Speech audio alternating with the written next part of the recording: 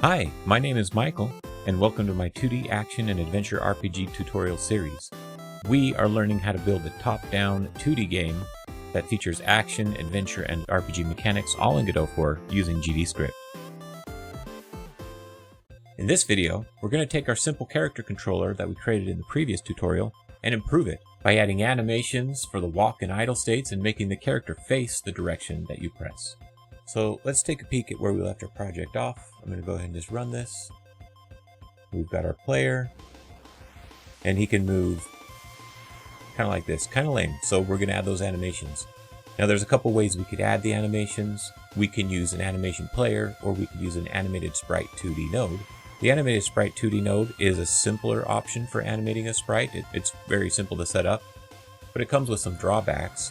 And while the AnimationPlayer is slightly more complex, its extra functionality is pretty robust, and it's not that much more difficult to use. So that's the choice I've decided to use for this project, so that we have the option to be able to animate just about any conceivable piece of a player.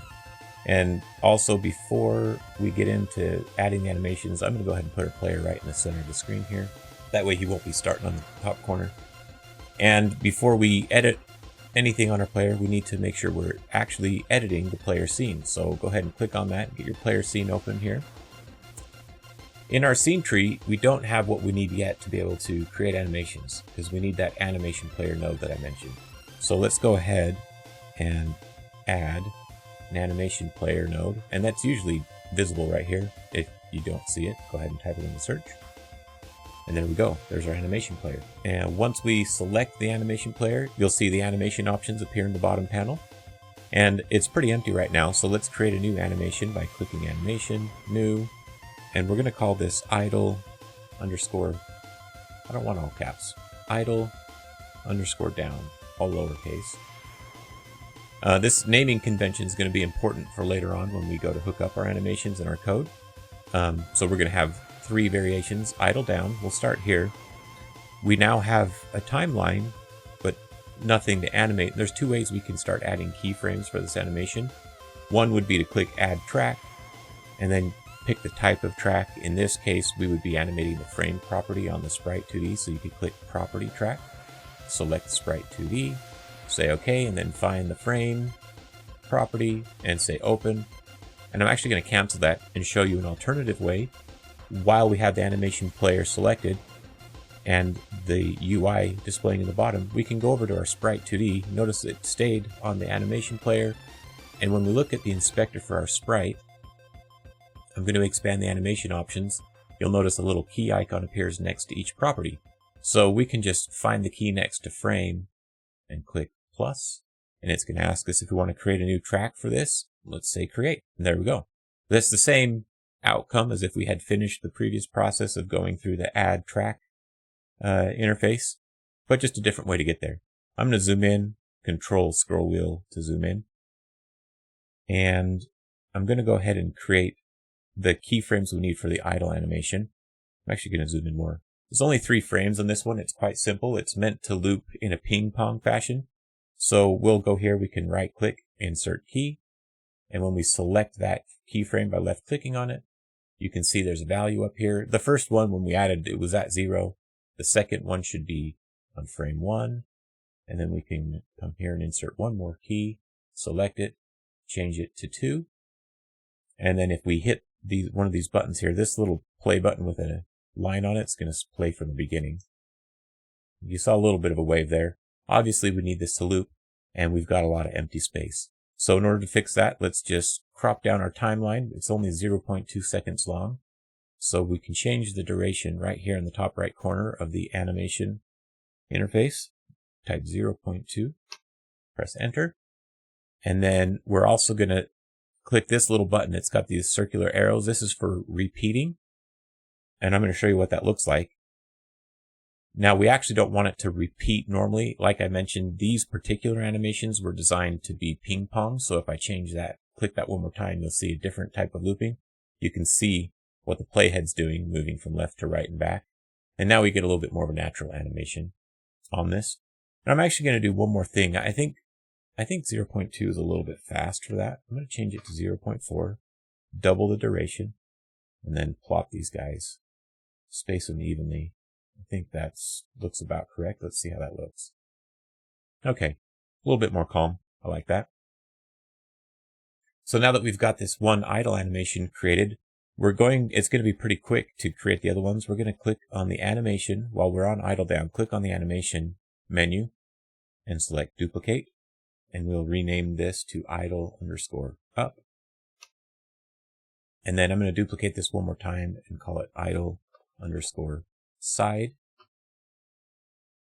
And those are the 3 animations we'll need for our idle state. You're probably wondering why we don't have an idle left or an idle right. The reasoning is we're going to have a single animation for left and right. We'll simply flip the sprite. This saves in animation work needed to be done because you don't have to create a separate, sprite sheet for the animations for left and right. However, if you wanted to have a left and right animations look more distinct, you could draw those out and create both of those animations at this point. But bear in mind that incurs a greater cost when producing the artwork. So for our idle side animation that we're on right now, we need to update the frames, of course. And the idle side animation, let's see, it starts at frame 14. Let's go ahead and hit play so you can see this while I'm editing it. 14, 15, and 16. Okay, there we go. There's our idle side. And let's set up the keyframes for idle up,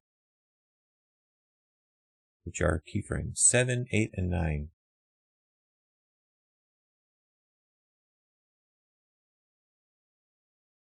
Okay, there we go. We've got our idle animations. So now we can set up our walk animations. So I'm going to switch to idle down. I'm going to duplicate the animation. I'm going to call it walk_down. And we'll just start with just the walk down. I know based on previous testing, I want these keyframes closer together, and our walk animation has 4 keyframes, and the duration is 0.3 seconds. We just need to update the actual keyframes. So the keyframes for the down animation, if you're using the sprite I provided, are 3, 4, 5, and 6. So I'll go ahead and update those now. And then we can hit play. There's our walk animation. Once again, this walk animation was designed to be a ping-ponging animation, goes back and forth. It means we get 8 frames of animation out of 4, and it looks like a complete walk cycle. You don't have to do it this way. I did it this way to be simple and prep this artwork easily for the tutorial, but obviously you could make an 8-frame animation cycle of your own and import it or do whatever you want. Let's go ahead and duplicate this walk animation now to create our up and side versions. So we'll do walk, side, duplicate, walk up. Okay, so for the walk up animation, the keyframes are 10 through 13. Okay, we play this animation. Looking pretty good. Swap over to walk side. And the keyframes for the side are 17 through 20.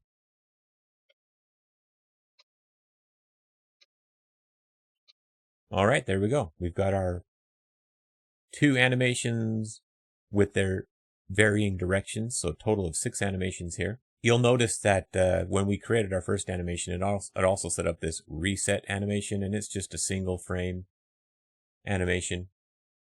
So that's kind of handy because the reset is the default animation it'll turn to when you're in the editor, typically. Okay, we're all good with our animations. Now we're ready to start improving our player controller and making him actually move.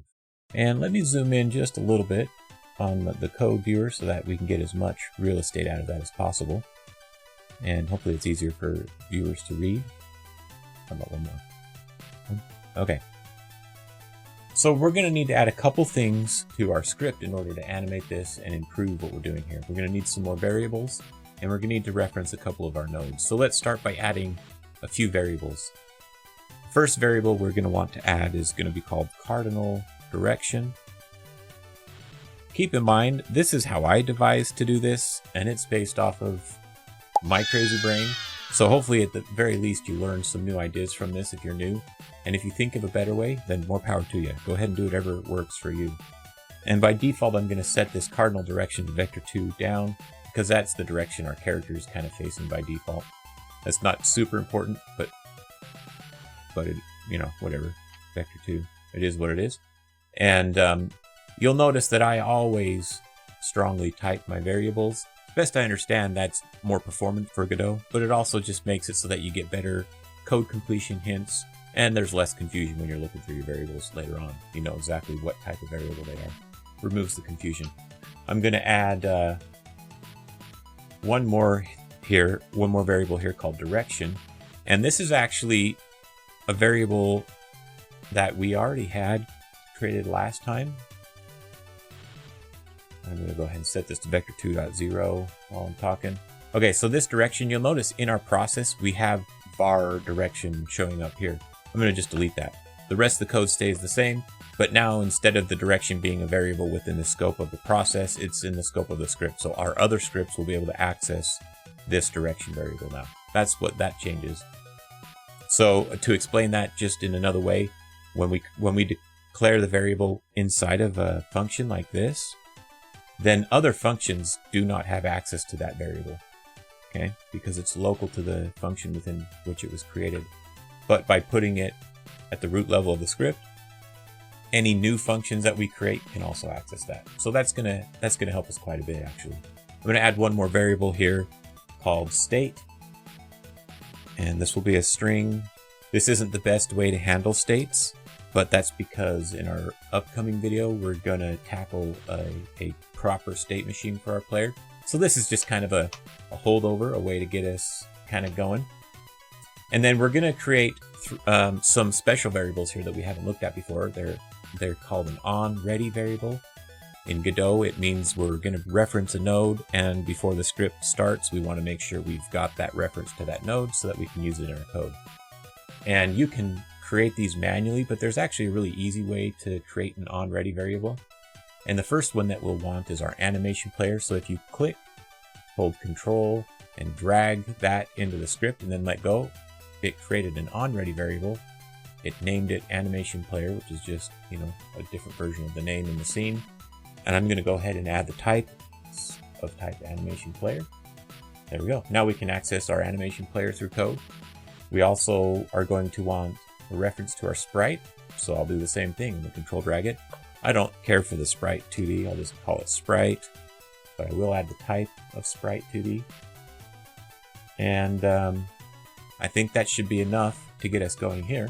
So we're going to go down to our process, and we're going to add a little bit of code here, and we're going to add a few new functions to our script. The first change that we're going to make is we're going to add some of these functions actually before we add them to our process. Essentially what we need to do is we need to set a direction on our character, update the state that the character's in, right? Are they idle, standing still, or are they walking? And then thirdly, we need to update the animation. So I'm going to go ahead and just create some functions. Function set direction. And I'm actually going to make this return a bool. And if you don't know what that means this function is expected to return a value, and a boolean is a true or false, right? So at the end of this function, it needs to end with return and then a value, true or false, okay? I'm going to just say return true for now. And then let me just set up these other functions real quick. So we said we needed a function to do what? Set the state, I think, would be next. Set state. And this, I'm going to also make return a boolean. This is maybe not super standard practice to make these return something, but I have a particular reason for doing so that will come to light as we work on it. And then the last function I said we wanted was to update the animation. So func update animation. And this one does not need to return anything, so void is good. And I'm going to put pass. Now, if you don't put return or pass at the end of a function and it's empty, you are going to get an error. So I'll go ahead and delete that and just give it a second. You see how we get this error down here? Expected an indented block after a function declaration. So until you're ready to add your code, if you know you need a function name and you just want to put it there and be able to reference it elsewhere in your code, you just type pass. And it's just not going to do anything. But now it's a function, so we can come up here to our script, you know, and we could say update animation. Right? Oh boy, if I could type, it would work. There we go. So that update animation function exists and it works. So we can put it in our code. we're going to start actually, I think, with our update animation. So here is going to be pretty simple. We're just going to take our AnimationPlayer, which reference we got with the onReady, and then there's a function in the AnimationPlayer called play. And as you would guess, this is going to let us play an animation. And as I start typing, sometimes you get hints, sometimes you don't. I'm going to just type idle down. And if I did that right and hit run, our player should be idling. Looks like he stopped. I'm not sure why. Oh, I know why he stopped. Because we're trying to set the animation over and over. It started to work. But don't worry, let's get this going and it'll work a little bit better. We're actually going to update what this says, because we need this animation to be dynamic. So here I'm going to type state. You remember we created this state variable and it's a string. By default, it's idle. That's the first part of the animation name, right? Idle, which is why I named it the way I did. And I'm going to do plus, and underscore. So you do plus and then quotes and underscore. So we're going to add to the string. We're going to take the state string. We're going to add underscore, and then we're going to add one more string. And that's going to be the direction. We can start with just down, a string of down. And obviously we could write that in here. I'm going to do it separate because we're going to actually replace this with a dynamic variable later. We're going to use a function to set this. In order to set this part of the variable correctly, we need to know which direction our character's facing. That's the use of the cardinal direction variable that we created earlier, right? If you remember, the first one we created, cardinal direction, and it's vector2. We're going to convert that to a string. So let me create one more function to do that. Func, we'll just call it animDirection, and this needs to return a string, and a string is with a capital S. Okay, so when you call this function, it's going to give back a string, right? So let's say if cardinal direction equals vector2 dot down. Okay, that's one of the directions we might have on there. Then we're going to just return the string down. Making sense, right? Else if, and in Godot it's elif cardinal direction. Now to do equals in these comparisons, it's two equal signs. I don't know if I said that earlier. So if it's vector2 dot up, what's it going to be? We're going to return up. Else, now we could do another check here, but actually, if it's not up or down, it's either left or right. So we're not going to, remember, because we have an animation that we're going to flip, we're simply going to return side if it's one of the others, okay? Now what we can do is we can take this animation name, and we'll copy it, highlight this down here, delete it, and paste it in place, just like that. So theoretically, if everything works right, he'll still be facing down in idle animation. Whoop, and you saw the cape wave a tiny bit, hopefully. It's getting stuck, but we'll get there in just a moment. It's having a hard time because I think it's constantly trying to update the animation. And we're actually not going to update the animation every process. We want to be a little bit more smart than that. And that's why I wanted these set direction and set state to return a Boolean. So when we try and set the direction, for example, if we actually change the direction, that this will return true. And then we'll know that we need to update our animation. But if we don't change the direction, it'll return false, which means we don't need to update our animation, right? And same with set state. So if either the state or the direction change in any given tick, then we need to update our animation. But if both of them stay the same, then we're not going to change our animation. I hope that makes sense. And we'll go ahead and start implementing that. And we'll start with the set state function because it's a little bit simpler. So here in update state, we're going to declare a new variable called new state, which will be a string, and set it equal to idle if the direction equals vector2 dot 0. That means the player's not pushing any direction. It'll be idle. Else, we can say walk. So this is a special kind of operation. It basically takes an if-else type of statement and condenses it into one line. You don't have to do it this way, But there you go. It's a fun example. You know, you could just say, you could change it to look like this. If direction equals vector 2.0, then you could say new state equals idle, right? Or something like that.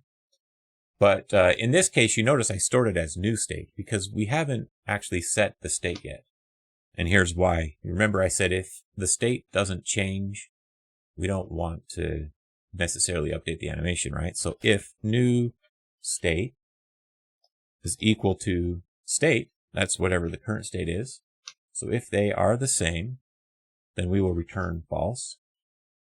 And that'll be the end of that function.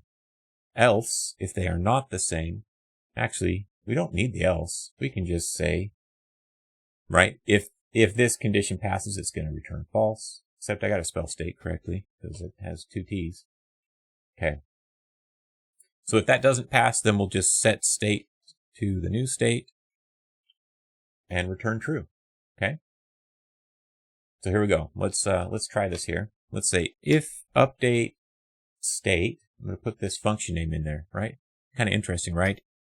That returns a value. It's going to either equal true or false. So if it equals true, then we'll update the animation. I must have spelled update state wrong. Where is that guy? Oh, I called it set state here. Wow, look at me go. Okay, so if set state equals true, there we go, much better. Let's go ahead and run that. Oh, look at that. When I move him now, he's either walking, and when I stop, he's idling. Okay, quite cool. I like that. So we're getting some progress already, right? So we just need to add the directionality, like which direction is he facing? Okay, so that's what this other method is for. And I'm going to actually go ahead and add this here. I'm going to add two conditions. 2 lines in an if statement is like saying or. So if set state equals true or, what was it, set direction equals true. Okay, so now there's 2 ways that we would update the animation. So we've added our set direction here. Right now, it's always returning true, which means it's always going to be updating, and that's going to get kind of funky again. Might not work very well. Yeah, it's going to get stuck. Well, let's go ahead and fix this up. So set direction. This one is going to be just a little bit more involved, so bear with me as we go through it. Okay, it's going to be similar in that we're going to declare a variable of new direction, and this is a vector 2, and we'll set it to the cardinal direction. Okay. We're going to use the reason why we're setting a new direction and setting it to the cardinal direction is we're going to iterate on this new direction. And if it hasn't changed from the cardinal direction after our code, then we're going to return a false, right? No change in the direction. Otherwise, we'll return true. We're going to add a check in here, first of all, to see if the direction is vector 2.0. Because if the player's not pressing a direction, we don't want to try and change the direction. Meaning if he's idle, he's going to stay the direction he was when you were walking. Okay, so in this case, we will return false. And then next, we're going to do some code here. Now, this little conditional check that we're going to do is essentially going to say, you know, if you're moving left or right, then let's face that direction. Or if you're moving up or down, then let's face that direction. Okay. And the reason why we can't simply take the direction is because I'm trying to get a direction up, down, left, or right. But the player could be pressing both up and left, and that direction is diagonal. It's right. We have to decipher between the two, and we have to have a way to choose. And again, there are many ways to do this. This is the solution I decided to implement and came up with. And if you don't like it, you don't have to use it. So if the direction Y, the Y component of the direction, meaning up and down, right? If that is equal to 0, then we're going to do this. We're going to say that the new direction will equal vector 2 dot left if direction dot x is less than 0. Okay. A negative x is a leftward direction. This way, if you're on a thumb stick, you know, you got your PlayStation 4 controller and you're pressing like a diagonal direction, the left component of that diagonal is going to be something like 0.7, right? Or it could be any random number. It's not going to be a 1. Vector left, let me just write this below or above. A vector left looks like this. Oops, 2, vector 2, -1, comma 0. So you see how the x component is a full 1. Now, like I was saying, if it was a diagonal direction, this could look like -0.7, and this could be like, I don't know, 0.4, something like that. If they're on a thumbstick, you're not going to get a vector left. That's not a vector left. A vector left is strictly that. Okay. And now another thing about this code is if you're using only a keyboard, this is overkill, because if you're pressing left on the keyboard, it's going to be a -1. And if you're pressing right, it's going to be a 1. So we're kind of doing some extra work on this so that we can account for using control schemes that might give you different directions than just left, strictly left or right, right? Does that make sense? So again, this might feel like a little bit overkill, but it's kind of helping to avoid an issue in the future. So back to this line of code I was writing. Sorry for that long tangent. So we've got our new direction. If the x direction is less than 0, then we're going to say it's a vector left. Otherwise, any other direction that we have in there, because we already know that the x is not 0, and in this case, the y is 0, right? So in this case, we're going to say that's vector 2.right. Okay? And then we'll do an elif. We'll say if the direction .x equals 0, we'll go new direction equals vector 2.up. If direction y is less than 0, else it's a vector 2.down. Oh boy. Okay. Now, hopefully what this will do is it'll make it so that we're always facing one of the 4 directions, up, down, left, or right. And it's going to account for some potential odd variables in the middle, like if you've got a thumbstick, and then hopefully it'll just work good. Now we're going to do a check here. I mentioned that we don't want to change if the direction hasn't changed, right? So if new direction is equal to 2 equals cardinal direction, if they are the same, we'll just return false. I'm not going to do anything else. But if they're different, then we'll go ahead and set the cardinal direction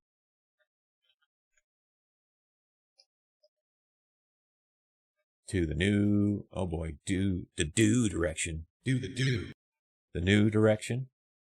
And we're actually going to do something else here. Remember how I said if you're facing left or right, we could flip the sprite? There's 2 ways we could flip the sprite. Let me show you. When I select the sprite 2D and I look at, where is it, offset, there's a flip horizontal and a flip vertical. We could toggle this on when they're looking left and off when they're looking right. And that works perfectly fine for probably a large portion of use cases. I'm going to do something different. There's another alternative. Instead of flipping the sprite, we can actually scale the sprite on the x-axis. Now, the reason I would do this, the reason I choose to scale it instead of flip it is, okay, let's get this guy here. Let's say we had this thing that was attached to the character and it's on the right side. Okay, it's a separate sprite. If we flip this sprite from left to right, then this guy's going to stay over here where it is. But if we wanted this to flip with it, then what we could do, and I'm going to go ahead with the sprite 2D selected, the parent object. In fact, let me just show you. If I flip it, sprite flips. Okay. If I transform it, and I'm going to unlink the directions here, and I scale this to a -1, they both flip. Pretty cool, right? So that could be useful if you have child objects that you want to flip with it. And I think I'm going to want that in the future, and I think you might too. So let's go ahead and do that. Instead of flipping the sprite, let's scale it on the x-axis. That's actually pretty simple. We got a reference to our sprite. We'll say sprite.scale.x equals -1 if cardinal direction equals vector 2.left else 1. Oh my gosh, did I get that right? Okay, there we go. Does that make sense? So if our cardinal direction is left, then the sprite scale is going to be -1. Otherwise, it's going to be 1. Okay. And then, of course, at the very end of this, we did change our direction if we made it this far, so we return true. So we've got this piece of code up here already, right? You guys think this is going to work? I'm going to go ahead and press F5. Let's see what we get. Ooh, it's walking. It's walking. And you notice when I stop, he idles in that direction. And now I'm holding left and pushing up and down, and he's going to maintain that direction that I initially pressed. Okay, seems to be working pretty good, I think. So there we go. We've got a moving character with some animations, some directionality tied into it all, and a little bit of sloppy code in there maybe. But next time we're going to work on enhancing this player controller and turning it into a state machine. And you're going to want to stay tuned for that. It's going to look like a lot of work, but it's going to save you some major headaches down the road. So thanks for sticking around.